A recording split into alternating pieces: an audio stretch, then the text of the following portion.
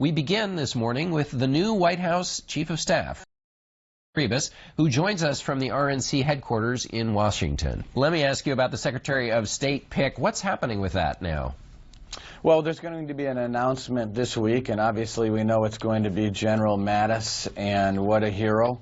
Someone that I think all Americans can look to and say, we're going to be in great hands with this person that I think all Americans look up to, one of the most decorated Marines of our generation, and someone who has a strategic mind, someone that's going to lead our Defense Department, and someone that's going to clean up the Defense Department and help President-elect Trump shape his foreign policy. But what about the Secretary of State job? Oh, well, that's a different story. Things are moving quickly. I don't think anyone can accuse President-elect Trump of not moving fast. We are.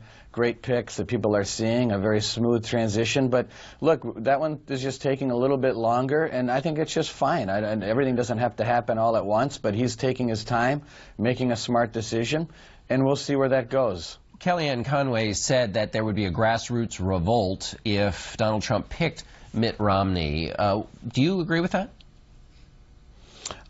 Look, I think that Governor Romney's very talented, and I think what really we should look at is that we've got a president here in Donald Trump that wants to look at the best and brightest of America, regardless of background, regardless of past disputes that we may have had with each other. That's the past. That's the rearview mirror. We want to look through the front windshield, and that's what he's doing by talking to all these different people. I think that the folks out there across the country, and I think they are, should be encouraged by a president that really wants to build trust, and sort of in the team of rivals concept is something that I think is a good thing for America. But that's where Donald Trump's mind is at. That's where his heart's at. That's a great thing for this country. Team of Rivals, the title of Doris Kearns Goodwin's book about the Lincoln administration. Let me ask you about the Trump style. There is this view among some I've talked to that he is most influenced by the person he talked to last. Do you agree with that? No, I really don't. I think that what he is someone that likes to listen to lots of different opinion, lots of different people, lots of smart people. He'll talk to a lot of folks and just say, what do you think about this option? That's a good thing. But in the end, once he formulates his opinion, once he decides this is where we're going to go, he pulls the trigger and he moves. And that's why you see a lot of these cabinet picks, they happen quickly.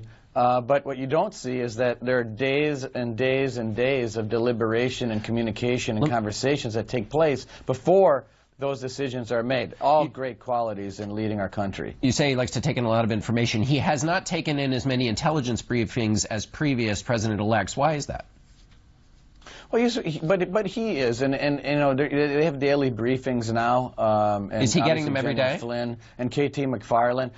It's about every day. It's happening quite frequently, John, and I think those are just going to ramp up as we get closer to January 20th. But he's certainly informed. He's getting briefed, and it feels like every day. I'm not sure if it is every day, but it's a lot. And it's who he is. It's someone who studies and someone that wants to be informed, and it's someone who asks a lot of questions and listens. Is he a details guy? He is a details guy. I mean, he's I would say he's like the Socratic method guy. I mean, it kind of reminds me of being back in law school. He asks a lot of questions, asks questions about questions, and he will keep going until he's satisfied with the information that he's getting. Let me ask you, as an incoming chief of staff, what do you do when he says something like millions of voters voted illegally in California when you know that that's not true? Well, I don't know if that's not true, John. I mean, you know, I saw there was an article in the Wall Street Journal the other day, and it had a certain percentage of people that are voting that shouldn't be voting. There are estimates all over the map on that. And here's the problem: no one really knows. I mean, but you don't think know millions that's of people? Not true. You think millions of people voted illegal? There is no evidence that it happened in millions of votes in California. I guess the question is, when you're president, can you just offer a theory that has no evidence behind it, or does he have to tighten up his standards of proof? I think he's done a great job. I think the president-elect is someone who has pushed the envelope and caused people to think in this country, is not taking conventional thought on every single issue, and has caused people to look at things that maybe they've taken for granted. You look at the flag burning issue last week. I mean, this is an 80% issue. And then you watch the news media and they say, well, it's constitutional. Well, right, it is constitutional, but it doesn't mean it's not a subject for debate and discussion for the Supreme Court to revisit down the road. So I think that unconventional thought is something that has caused a revolution in this country, and which is why I think President Trump is going to go down in history as a really great president. In the brief time we have left, the president had a conversation with the president-elect, I should say, had a conversation with the president of Taiwan. Did he believe that he was talking to the leader of a sovereign state in that conversation?